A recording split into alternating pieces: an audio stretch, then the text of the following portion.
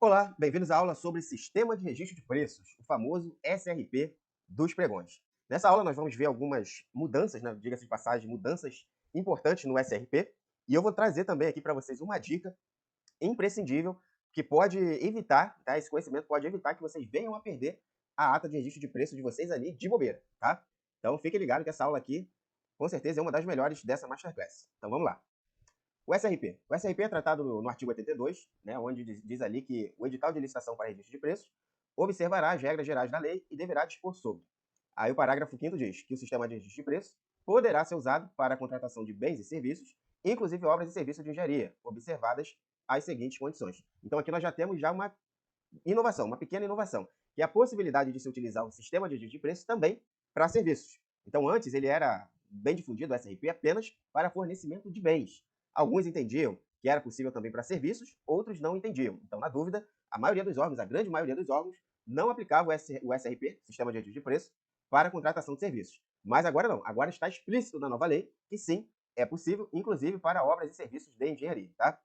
Parágrafo 6º. O sistema de registro de preços poderá, na forma de regulamento, ser utilizado nas hipóteses de inexigibilidade e dispensa de licitação. Mais uma aqui, grande novidade do SRP na nova lei de licitações, a possibilidade de também poder ali utilizar o SRP para inexigibilidade ou dispensa de licitação. É isso mesmo. Então, até mesmo numa dispensa eletrônica, por exemplo, você vai poder, mais cedo ou mais tarde, encontrar uma dispensa através do SRP. Então, isso daí também é uma grande novidade, uma grande inovação da nova lei de licitações. O artigo 83, ele diz que a existência de preços registrados implicará compromisso de fornecimento nas condições estabelecidas, mas não obrigará a administração a contratar. Aqui, nenhuma mudança, só que fiz questão aqui de destacar esses detalhes importantes do SRP, tá? Que a partir do momento que você participa de um pregão SRP e você formaliza uma ata de registro de preço, né, você assina aquele documento, você está se comprometendo a, quando for solicitado, você fornecer naquelas condições que foram estabelecidas ali na ata, tá bom?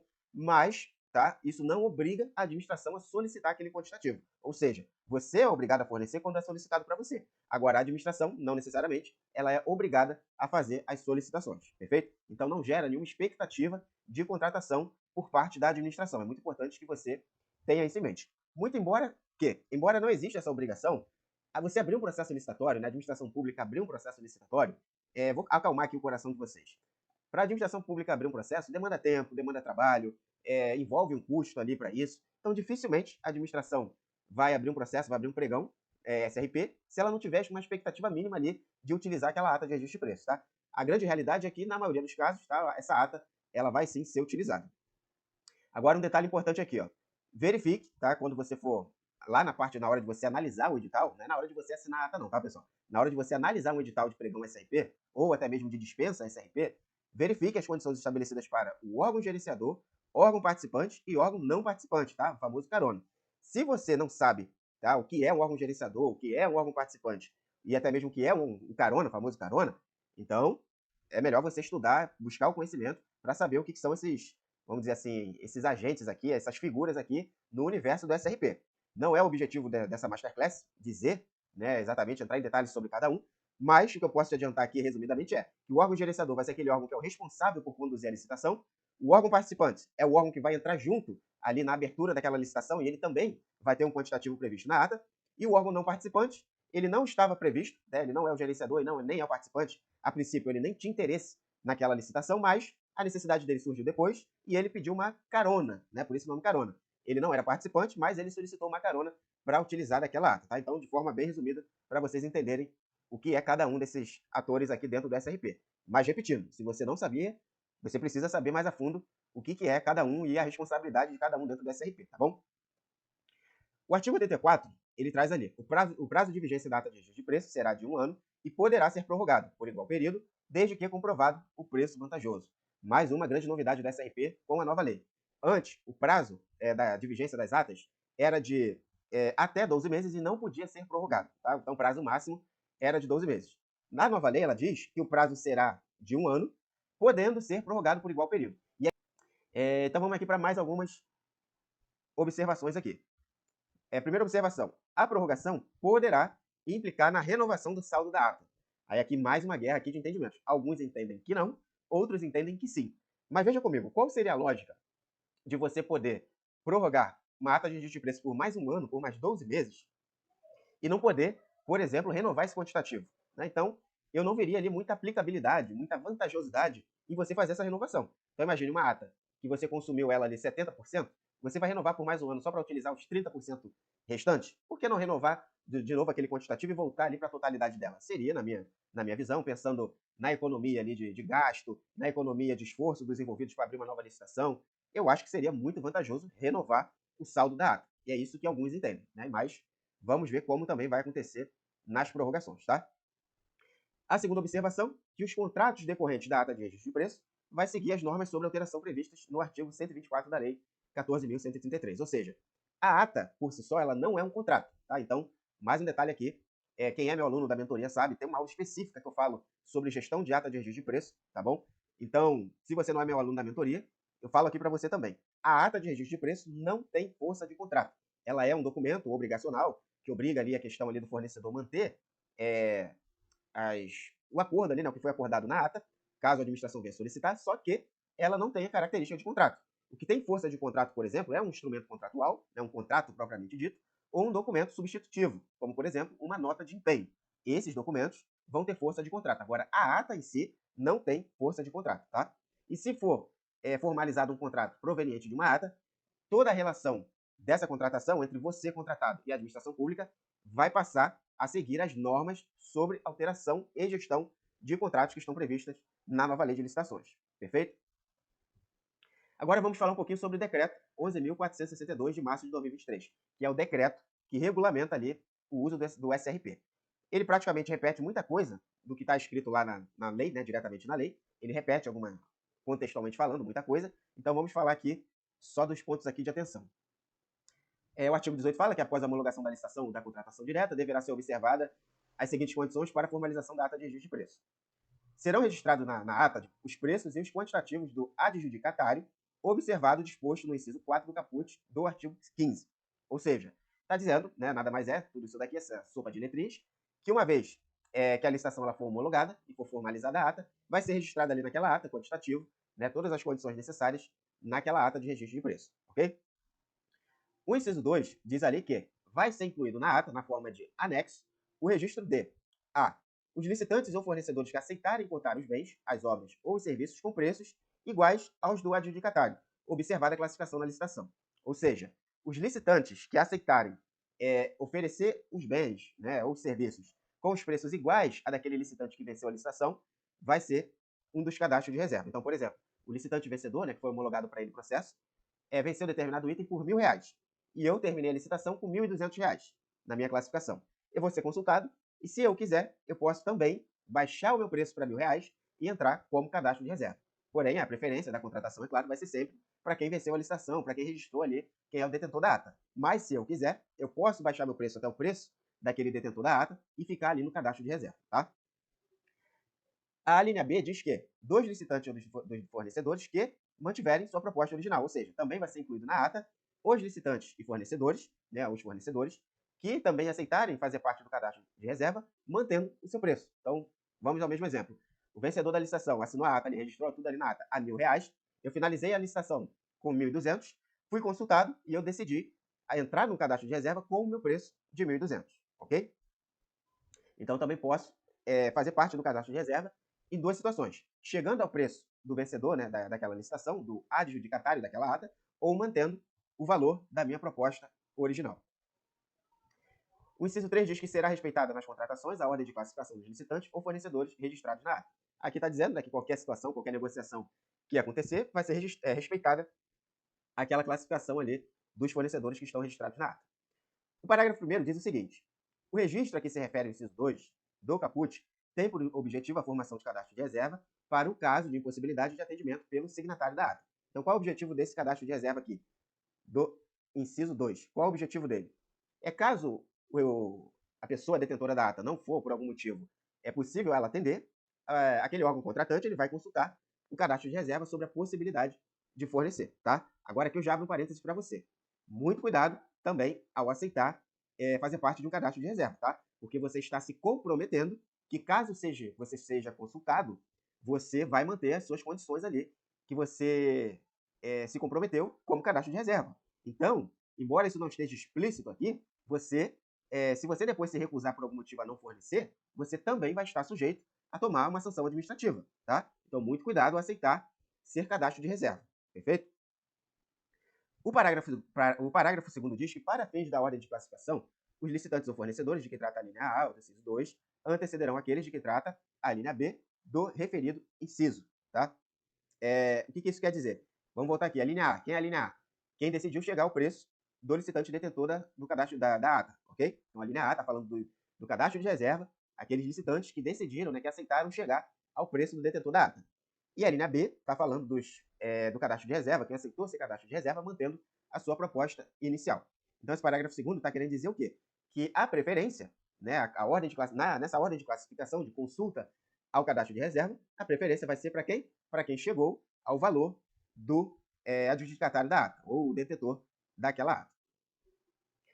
O artigo 25 do decreto diz que os preços registrados poderão ser alterados ou atualizados em decorrência de eventual redução dos preços praticados no mercado, ou de fato que eleve os custos dos bens, das obras ou dos serviços registrados. Tá? Então aqui também temos uma grande novidade. Antes, a lei só dizia que os preços só poderiam ser atualizados em decorrência de eventual redução dos preços praticados no mercado. Ou seja, o preço da ata que está registrado ali na ata só poderia ser alterado quando o preço de mercado ele reduzia e o preço do fornecedor estava acima do mercado. A administração, ao identificar isso, ia lá e solicitava que o detentor da ata abaixasse o seu preço registrado. Se ele não aceitasse, ele perdia aquela ata ali, sem aplicação de sanção nenhuma, mas ele perdia a sua ata. Agora, quando acontecia ao contrário, quando o preço de mercado ele ficava elevado ao valor que estava registrado ali na ata, aí era uma guerra, porque uns entendiam que era justa a alteração desse preço para ele chegar ao novo preço de mercado, né, no caso ali um preço mais elevado, e outros entendiam que não, que só era possível fazer essa redução, essa alteração quando era para reduzir o preço. E aí nessa guerra jurídica de entendimentos, né, por insegurança jurídica, acredito eu, na maioria dos casos, esse ajuste, esse reequilíbrio de preço, ele não era concedido. Agora a nova lei, ela também deixa claro que caso o preço praticado no mercado fique elevado ao preço praticado na ata, sim, é cabível, é justo que esse preço ele seja alterado para que haja ali um reequilíbrio de preço. Então, uma grande inovação que jogou aí a favor dos fornecedores, tá? Então não existe mais aquela preocupação, né? Às vezes você tem uma ata de 12 meses, e aí chega lá no 5º, 6º mês, tem uma grande alteração de valor de mercado e o seu valor fica defasado. Então você vai ter direito a fazer esse reequilíbrio de preço. Deixa eu beber uma água. O artigo 26, ele diz: na hipótese de o preço registrado tornar-se superior ao preço praticado no mercado, por motivo superveniente, o órgão ou entidade gerenciadora convocará o fornecedor para negociar a redução do preço registrado. Então, o que nós verificamos aqui, a primeira situação, né? Quando o preço que está ali na ata, registrado na ata, ele se tornar superior ao praticado no mercado por uma redução do preço de mercado. Então, isso é uma obrigação, tá, pessoal, do órgão. É o órgão que tem que entrar em contato com você, pelo amor de Deus. Não é você que vai chegar lá no órgão e falar, meu preço está acima do mercado, vamos reduzir? Não é isso. Isso é uma obrigação do órgão. Se ele não fizer isso, azar dele, tá? Não é você que vai fazer o trabalho lá do órgão. Aí o parágrafo 1º ele diz: caso você, fornecedor, não aceite reduzir seu preço aos valores praticados pelo mercado, o fornecedor vai ser liberado do compromisso assumido. Então, você não é, né? O órgão identificou essa questão, essa oscilação do preço de mercado para baixo, pediu para você reduzir seu preço, só que você não aceitou por algum motivo. Você não é obrigado, e aí você fica liberado do compromisso de fornecer, tá? O artigo 27 diz que, na hipótese, aqui é o contrário agora, é a novidade. Na hipótese do preço de mercado tornar-se superior ao preço registrado na ata, e o fornecedor não puder mais cumprir com essas obrigações estabelecidas, vai ser facultado a ele, vai ser dado o direito a ele de requerer ao gerenciador, ao órgão gerenciador daquela ata, a alteração do preço registrado mediante comprovação, tá? Então isso aqui é duas palavras mágicas aqui: justificativa e comprovação. Então você tem o direito, se o preço de mercado ficar superior ao seu preço, né, você vai ter que comprovar isso, vai ser mediante uma comprovação, para tentar justificar essa sua solicitação de reequilíbrio de preço, tá bom? O parágrafo 1º diz que, para fins do disposto no caput, o fornecedor vai encaminhar, juntamente com o pedido de alteração, a documentação comprobatória ou planilha de custo que demonstre a inviabilidade do preço registrado em relação às condições inicialmente pactuadas. Então, você vai ter que juntar prova e vai ter que juntar documentação para comprovar essa oscilação do preço de mercado. E aí aqui vai uma dica que vale milhões para vocês, tá? Quando vocês... e essa estratégia aqui, para você conseguir esse aceite dessa repactuação de preço, você já tem que começar a se planejar essa possível oscilação de preço para cima desde a hora que você está fazendo a sua precificação para participar da licitação. E como que você vai fazer isso? É você conseguir essa documentação aqui, ó, comprobatória. Então, junte orçamento, junte e guarde, né? Orçamento dos seus fornecedores, o que você pedir em questão ali de orçamento, que o teu fornecedor te mandar, as cotações que você fizer no mercado, planilhas de custo, né? Daquela ocasião ali, se for o caso. Junte provas, junte elementos, documente e deixe guardado. Tudo que é da época que você montou a sua proposta para participar da licitação, ok? Porque isso aqui vai servir de parâmetro para você, quando analisar o preço do mercado, você conseguir comprovar lá para o órgão, ó, quando eu entrei na licitação, o preço de mercado era esse, está aqui a documentação, orçamento dos meus fornecedores, planilha de precificação, tudo aqui da época de quando eu participei da licitação, e está aqui agora a mesma documentação, orçamento, planilhas e qualquer outro documento que for pertinente, está tudo aqui agora, trazendo a realidade do mercado hoje. E aí você vai mostrar esse comparativo lá para o órgão, tá? Então é muito importante que para que você consiga fazer essa comparação e demonstrar essa oscilação de preço, que você tenha esse registro lá da época, tá? Reforçando, da época que você participou da licitação, ok? O parágrafo 2º diz, na hipótese de não comprovação da existência de fato superveniente que inviabiliza o preço registrado, o pedido vai ser indeferido pelo órgão ou pela entidade gerenciadora, e o fornecedor deverá cumprir as obrigações estabelecidas na ata, sob pena de cancelamento do seu registro nos termos dispostos do artigo 28, sem prejuízo da aplicação das sanções previstas. O que isso está querendo dizer?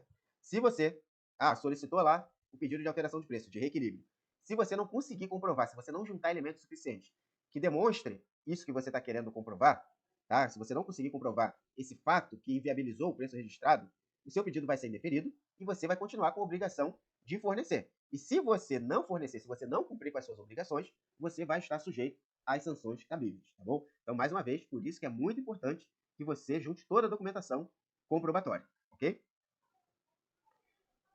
O artigo 27, ainda sobre o artigo 27, eu decidi trazer aqui um ponto de atenção para vocês, tá? Sobre essa possibilidade de solicitar um reequilíbrio de preço. Tá? É possível, isso é bom, mas tem uma pequena pegadinha aí que você tem que tomar cuidado. O que é? Embora seja possível você solicitar essa alteração numa solicitação de um reequilíbrio de preço, toma cuidado com o seguinte. Primeiro, a comprovação de que seu preço está abaixo do mercado e se tornou inexequível para a sua empresa, né? O que nós falamos aqui sobre a importância de você comprovar. Mais uma vez eu estou chamando a tua atenção quanto a isso. E o segundo, cuidado quando você for formular esse seu novo preço. Porque antes de você da administração aceitar, vamos supor, você fez toda a sua justificativa, juntou todas as suas provas, está bem embasado, está ok, mas antes da administração dar o aceite nesse seu pedido, ele vai consultar o cadastro de reserva, se tiver. Então tome muito cuidado, caso essa sua ata de registro de preço tenha lá nela o anexo com o cadastro de reserva. Se não tiver, beleza, fica mais tranquilo. Agora, se tiver, você tem que tomar cuidado, tá? Por quê? Vamos ver aqui o seguinte cenário. Vamos supor que você possui uma ata para fornecimento de determinado produto que custa R$100 a unidade. E após o aumento de mercado, você solicitou alteração do preço para R$150. Então, preço praticado lá na ata, registrado na ata, R$100, e você verificou que houve ali um aumento no preço de mercado e você solicitou alteração para 150. Então, isso vai seguir o fluxo, tá? Esse processo, ele vai seguir o fluxo. E vamos considerar que essa sua ata tem ali alguns fornecedores registrados como reserva, tá? Então, primeiro passo, você entrou com a sua solicitação de alteração de preço. A administração, ela fez uma pesquisa de mercado para confirmar aquilo que você está dizendo, né? Ela não vai simplesmente confiar em você, na sua boa-fé. Ela vai ter que fazer uma pesquisa de mercado para comprovar aquilo que você está pleiteando. E constatada, né? Uma vez que ela constatou que o preço de mercado realmente está acima, ela vai aceitar. Então, nesse nosso exemplo, vamos supor que ela fez a pesquisa de mercado e constatou que o preço de mercado está até acima do que você está pedindo. Está R$160, tá? Ou seja, o seu pedido está justificado. O preço de mercado está 160 e você está querendo reequilibrar ali para 150. Terceiro passo, a administração, antes de te conceder isso, ela vai consultar o cadastro de reserva sobre a possibilidade de fornecer pelo valor registrado inicialmente. Nesse caso, o valor de R$100, que é o preço seu lá que está registrado na ata. Então vamos supor que tem ali 3 fornecedores no seu cadastro de reserva. O A, o B e o C. Então ela vai lá no fornecedor A, cadastro A. Você aceita fornecer esse produto aqui por R$100? Aí o fornecedor A, cadastro A, vai falar, ó, não consigo por 100 não, mas eu consigo por 200. Aí vai falar, opa, aí o órgão vai falar, opa, 200 não. O detentor da ata está me pedindo 150, esse cadastro A está me pedindo 200, então a dele não é mais vantajosa. Aí ele vai lá no cadastro B. O cadastro B, você aceita fornecer por R$100? Então ele tem sempre que usar como parâmetro de negociação o preço que está registrado. E aí ele vai ver qual é a resposta do cadastro. Aí o cadastro vai falar, ó, por 100 eu não consigo, mas por 150 eu consigo. Aí o órgão vai falar, ó, ele chegou ao preço do fornecedor que está registrado na ata. E aí ele não vai conceder também para esse cadastro de reserva B por 150, porque a preferência é sua. Lembra que existe uma ordem de classificação que tem que ser respeitada? Então a preferência ainda é sua. Mesmo que ele tenha também oferecido 150, a preferência é sua, empatou o jogo, você está vencendo pela preferência. Mas vamos supor que ele chegou lá no cadastro C, ele consultou o A, consultou o B, chegou lá no C, cadastro C, reserva C, você aceita fornecer por R$100? E aí o cadastro de reserva C, ele fala, ó, por R$100 eu não consigo, mas por 130 eu consigo. O que vai acontecer? A administração vai formalizar, vai aceitar a proposta do cadastro C, porque o preço dele é menor do que o seu. Então, nesse exemplo aqui que a gente está dando, meu amigo, você perderia a sua ata de registro de preço. O que eu gostaria de chamar a sua atenção aqui? Cuidado na hora de você formalizar esse seu pedido de alteração de valor. Mesmo que você tenha toda a justificativa, que o preço de mercado realmente tenha oscilado para cima, cuidado, tá? Cuidado. Verifica se... Primeiro passo que você tem que fazer é verificar se tem cadastro de reserva. Se não tiver, se o teu preço que você está pleiteando tiver de acordo ali com o mercado, a probabilidade é que ele seja aceito. E você não vai correr o risco de perder dessa forma aqui nesse exemplo que eu estou te dando, ok? Agora, meu amigo, se tiver cadastro de reserva, toma cuidado. Não vai se emocionar achando que essa oportunidade de você alterar o seu preço é a hora de você aumentar seu lucro, de você aumentar ali os seus ganhos naquela ata ali, porque se você pedir a mais, tá? Você já vai poder estar... Ou melhor, se você pedir dentro do que seria justo ali, você já está correndo risco. E você não sabe qual vai ser a posição do reserva, então faça uma composição ali o mais precisa, o mais justa possível, para você mitigar esse possível risco, ok? Espero que eu tenha conseguido passar aqui para vocês, aqui, abrir a sua mente sobre esse risco que você pode ter, que você pode correr ao solicitar um reequilíbrio de preço da ata, quando essa ata tem cadastro de reserva, tá? O artigo 34 diz que a contratação com os fornecedores registrados na ata será formalizada pelo órgão ou pela entidade interessada por meio de instrumento contratual, emissão de nota de venda e despesa, autorização de compra ou outro instrumento hábil, conforme disposto no artigo 95 da nova lei de licitações. É o que eu falei para vocês. A ata por si só, ela não tem força de contrato, tá? Então, quando que essa contratação vai ser formalizada? Através de um instrumento contratual, ou seja, um contrato propriamente dito, ou um documento hábil, uma nota de venda, autorização de compra, outro documento que também tenha força de contrato, ok? Os instrumentos que tratam o caput serão assinados no prazo de validade da ata de registro de preço. Ou seja, se você tiver que formalizar esse outro documento para formalizar essa contratação, tem que ser assinado dentro da validade da ata, independente de que documento for. Ah, minha ata vence no dia 10 de junho. Minha ata vence dia 10 de junho. Então, qualquer documento que tiver que ser emitido e assinado tem que ser até dia 10 de julho. A partir do dia 11, se a sua ata venceu, acabou. Tá? A relação ali, a obrigação das partes, tanto da administração quanto sua, acabou e não é possível mais utilizar essa ata. Tá? Então, fique atento também, porque se por um descuido da administração ela perder esses prazos e emitir um documento após o vencimento da ata, esse documento não vai ter validade nenhuma. Tá? Então, essa foi a aula sobre sistema de registro de preço na nova lei de licitações. Espero que eu tenha conseguido passar para vocês aqui esses principais pontos de atenção, essas novidades da ata de registro de preço. E repetindo, tá? Veja, reveja com calma e dê muita atenção a todos os pontos, é claro, mas em especial se você tiver que solicitar esse reequilíbrio de preço da sua ata.